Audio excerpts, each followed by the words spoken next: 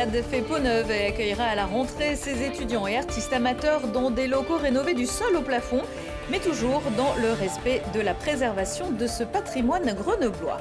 Après avoir conquis le toit du monde sans aucune expérience en 2006, le journaliste Nadir Dandoun transmet les valeurs de la montagne à des jeunes de quartier, une mission confiée par la ville. Et puis à l'approche des départs en vacances, le refuge de l'Apagie au Versou, désormais propriété de la métropole, alerte sur les abandons d'animaux. Une convention sera signée prochainement avec le parquet pour poursuivre ses auteurs. Bonsoir à toutes et à tous, ravi de vous retrouver dans ce JT du vendredi 4 juillet 2025. Du lundi au vendredi à partir de 18h, l'essentiel de l'actualité du Grand Grenoble. Mais l'info du jour, c'est bien sûr les résultats du bac, même si avec les 40% de contrôle continu, la pression est un peu moindre. Dans l'Académie de Grenoble, le taux de réussite pour la session de juin pour l'ensemble des bacs se monte à 88,5%. C'est même 93,5% pour les candidats du bac général et plus de 72% d'entre eux décrochent une mention. Pour les autres, le rattrapage, ce sera la semaine prochaine. Certains des bacheliers poursuivront peut-être des études d'art et design à Grenoble à partir de septembre, dans un bâtiment entièrement rénové sur la rue Lesdiguières. Longtemps appelé les Beaux-Arts, l'ESAD accueille entre 80 et 120 élèves par an, forme à toutes les disciplines artistiques jusqu'à Bac+5, mais accueille également des ateliers tout public. Voyez le reportage d'Alexandre Martinez.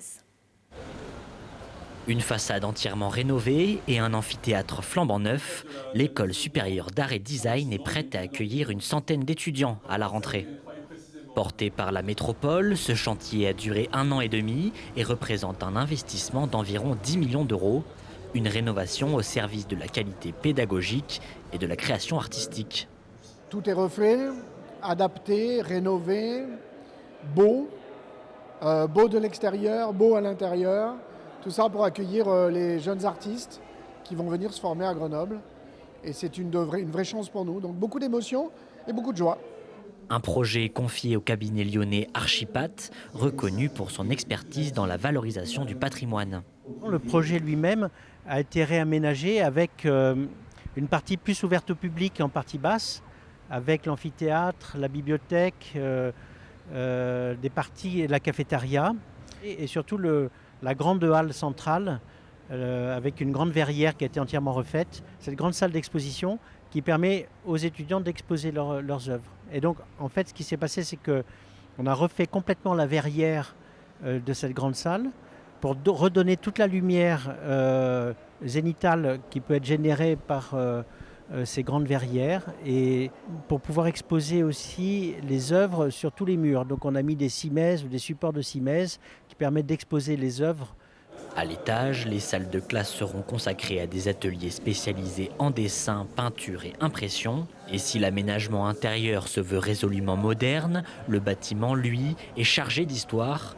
Il y a un siècle, il portait un tout autre nom. Et on peut voir sur le portail, vous voyez, c'est écrit le E de école, le A de art et le I de industrie. École d'art industriel de Grenoble, on est en 1910. Une école qui a été construite d'ailleurs par un don de Berthe de Boissieu, qui a fait un don à la ville de Grenoble fantastique pour une école de jeunes filles à l'époque. Et cette école va être rénovée juste après-guerre. Et puis ensuite, la 3e rénovation, celle qui a été faite par Grenoble-Alpes Métropole, pour donner aux étudiants des conditions exceptionnelles d'apprentissage, d'enseignement, d'émancipation, des conditions qui ressemblent à et qui résonnent avec ce qu'est la ville de Grenoble, ses utopies, ses combats sociaux. Grâce aux travaux réalisés, la consommation énergétique du bâtiment devrait être réduite de moitié. L'ESAD peut entamer la rentrée sous le signe du renouveau. L'État, la région et le département ont également contribué à cette rénovation. Passe le message à ton voisin. Après Simon Valfringer en 2024, Nadir Dandoun est le nouveau passeur de montagne de la ville de Grenoble. Une opération dans le cadre des rencontres ciné-montagne. Lui qui, au début des années 2000, n'y connaissait rien à la montagne, veut démocratiser cette pratique avec son regard décalé, son humour et son énergie, tout comme Mirko Pesci. Trop près pour la voir, la montagne est parfois oubliée des Grenoblois. Alors, pour la faire découvrir aux jeunes des quartiers prioritaires de Grenoble, Nadir Dandoun, écrivain et journaliste, a été désigné passeur de montagne. Celui qui a inspiré l'histoire du film L'Ascension en grimpant l'Everest donne quelques conseils avisés. Quand on veut partir à la montagne, il faut être un peu préparé quand même. Voilà, il faut préparer son sac, On ne part pas faire de la montagne en claquettes chaussettes. Et toi, tu le savais tout ça en partant à l'Everest? Non. Non, je ne savais pas. C'est presque l'hôpital qui se fout de la charité là. Pour Nadir, la montagne, c'est avant tout une pause dans la vie. Souvent, les mômes, ils veulent aller au refuge le plus vite possible pour, comme ça, pouvoir aller sur Internet, pour pouvoir se reposer. Après, c'est pas de leur faute. On est presque, on va dire, esclaves de en fait, ce qu'on vit, quoi. C'est vrai qu'à chaque fois qu'on est speed. Et tous ces moments en montagne, ils sont faits pour chiller, comme on dit. Le parcours passeur de montagne a été pensé par la ville de Grenoble dans le cadre de la mission montagne. Au programme de juillet à novembre 2025, visite de rédaction, rando et visionnage de films. Et pour la première rencontre entre les jeunes et Nadir, rendez-vous à la Bastille par les Bulles. On est en haut de la Bastille parce que notre enjeu, c'était que cette première rencontre avec Nadir, elle se fasse en proximité de la ville pour vraiment montrer aux jeunes que la montagne, qui est juste au-dessus de chez eux, elle est accessible facilement. Et ensuite, on descendra tous ensemble à pied pour cette première expérience avant d'attaquer réellement la randonnée dans les jours qui suivront et qui enchaîneront dans ce parcours. Yanis a découvert cet univers grâce à la mission montagne. Aujourd'hui, il a de nombreux projets et partage à son tour sa passion avec des jeunes de la chaufferie. Ça fait très peu de temps que j'ai commencé la randonnée et un peu m'ouvrir du coup à la nature et à la montagne. Et j'ai réussi à passer ce pas du coup grâce à Marie qui a organisé un événement avec Edji Harris auquel on a dormi en refuge au plateau d'Ambel dans le Vercors. Grâce à la chaufferie et à l'aide de la ville, j'ai pu organiser 5 à 6 randonnées. J'ai voulu faire découvrir du coup aux jeunes grenoblois ça et les aider que je sois le petit coup de pouce qui les aide en fait à faire comme moi et à découvrir la région. Nadir restera le passeur de montagne jusqu'au 8 novembre à la fin des rencontres ciné-montagne. La veille, les jeunes monteront sur scène pour témoigner de leur expérience et participer à une exposition de photos. Les 27e rencontres ciné-montagne se dérouleront donc du 4 au 8 novembre au Palais des Sports avec cette année une marraine, mais son nom est encore secret. La montagne qui reste un environnement à risque. Le corps d'un homme de 62 ans a été retrouvé jeudi au pied d'une barre rocheuse dans le secteur du Pas de la Balme, au-dessus du col de l'Arzelier dans le Vercors. Le sexagénaire était venu d'Ardèche pour une randonnée à la journée, quand pour une raison inconnue, il a fait une chute mortelle d'une 50aine de mètres. N'abandonnez pas votre animal de compagnie au moment de partir en vacances. C'est le message de l'APAGI, le refuge pour animaux basé au Versou, propriété maintenant de Grenoble-Alpes Métropole. Devant la forte demande, l'APAGI a été contraint d'établir une liste d'attente pour accueillir les animaux et rappelle cette évidence. Avant de prendre un animal chez soi, il faut réfléchir à toutes les conséquences. Je préfère des gens qui me disent c'est trop de contraintes et j'ai pas le temps de m'en occuper. Et je donne de temps en temps du temps, un don, ou je fais un geste comme ça de temps en temps, une collecte, je donne une boîte de croquettes, je donne enfin voilà, c'est le geste qui compte, plutôt qu'ils prennent un animal et que plus tard ils l'abandonnent. On aimerait vraiment qu'il y ait une liste nationale avec des gens qui ont déjà eu des condamnations sur la maltraitance animale ou la négligence, pour en fait ne pas leur redonner d'animaux en fait, parce qu'aujourd'hui il n'y a rien. La période d'abandon est réellement la période de l'été, avec des habitants qui se posent des questions de comment gérer cet animal qu'ils ont acquis durant ces périodes de vacances. On peut toujours trouver des solutions pour éviter d'abandonner son animal durant cette période, qui est une période très très fragile. Les solutions, c'est par exemple de l'emmener avec vous, de le mettre en pension ou de le confier à un proche ou à un voisin. En 2024, l'APAGI a accueilli 413 animaux, 182 chiens, 231 chats. Presque tous, 400, ont trouvé un foyer. Ils ont presque fait leur temps. Le syndicat mixte des transports en commun de l'aire grenobloise a voté jeudi matin un investissement de plus de 200 millions d'euros pour changer les rames de tram TFS qui roulent pour certaines depuis 40 ans. 53 rames d'une longueur de 30 mètres pour 170 places qui seront remplacées à l'horizon 2028-2030 par 38 plus modernes de 281 places en provenance d'un fabricant franco-espagnol.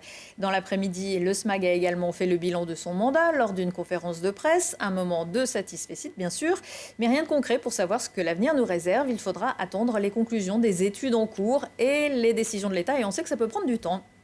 Nous avons ce matin, avec les présidents des intercommunalités et le département, présenté le bilan de ce mandat au sein du syndicat des mobilités, qui est un bilan important pour les habitants de notre territoire, qui ont connu des avancées inégalées en France en matière d'offres de mobilité dans tous les domaines, que ce soit sur le transport collectif avec le nouveau réseau unique, que ce soit en matière d'offres de services de vélo sur tous les types de territoires, de covoiturage et puis de simplification tarifaire, parce que l'idée c'est cela, c'est d'avoir plus de services de manière plus accessible et plus facile d'accès. Et c'est tout cela que nous avons construit dans cette mandature avec une certaine fierté. Bien, l'avenir, c'est de maintenir ce haut niveau de service dans une contrainte globale qui sera de plus en plus forte. Nous savons que les pressions financières vont être difficiles, les dotations vont baisser. Si l'activité économique ralentit dans notre pays et dans notre territoire, ça veut dire moins de recettes. Donc notre premier enjeu, c'est de dire comment on s'organise pour garder ce bon niveau de service qui est très en avance sur d'autres territoires de France. Après, ça ne veut pas dire qu'on ne fera rien de nouveau. Il faut regarder les choses avec mesure. Nous avons lancé des études d'extension de lignes de tramway,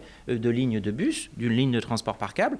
Eh bien, toutes ces études, lorsque nous aurons les résultats, nous les poserons avec objectivité. Qu'est-ce qui est pertinent, moins pertinent, à moyen ou long terme. On va continuer à développer les services vélo, on va continuer à faire du covoiturage parce que ce sont des choses à effet quasi immédiat. Et puis il y aura la question du ferroviaire qui est le grand sujet, comment on intègre le ferroviaire à tout ça. Et ça c'est l'objet du fameux RER, du CERM, sur lequel là aussi nous attendons l'État. Et s'il y a des avancées au niveau national, alors nous pourrons le mettre en place dans le territoire et le SMAC sera au rendez-vous. Le petit train de la Mure, encore sous le coup de la panne, la circulation des célèbres locomotives et wagons rouges a été stoppée le 25 juin et ne repartira pas avant le 12 juillet. Accessible uniquement par le petit train, le restaurant a dû mettre en place du chômage technique. L'exploitant Edeis déplore des pannes techniques répétées en raison des difficultés rencontrées pour rénover les locomotives électriques mises en service en 1932 et pour lesquelles il faut parfois fabriquer des pièces introuvables de nos jours. Le département de l'Isère que nous avons contacté estime en tant que propriétaire que ces dysfonctionnements nuisent à l'image du petit train et à l'attractivité du territoire et explique veiller à ce que les termes du contrat soient respectés. Les travaux de l'échangeur du Rondeau se poursuivent avec, à compter de lundi et jusqu'au 25 juillet, la fermeture de la liaison entre Cessin et la Rocade Sud dans les deux sens. Une déviation sera proposée via un demi-tour à Catane. Ce sera ensuite, à partir du 28 juillet jusqu'au 14 août, la fermeture de la bretelle de l'A480 vers la Rocade Sud. Là encore, le trafic sera dévié vers Catane. Toutes les infos sur le site a480rondeau.fr. Quelques idées de sortie. Le Festival de l'Arpenteur célèbre ses 30 ans du 5 au 12 juillet aux Adrets en Beldonne. L'événement porte au flanc des montagnes une culture audacieuse, voyageuse et citoyenne et accueille des artistes reconnus ou en devenir pour une aventure atypique, sensible, humaine sur scène.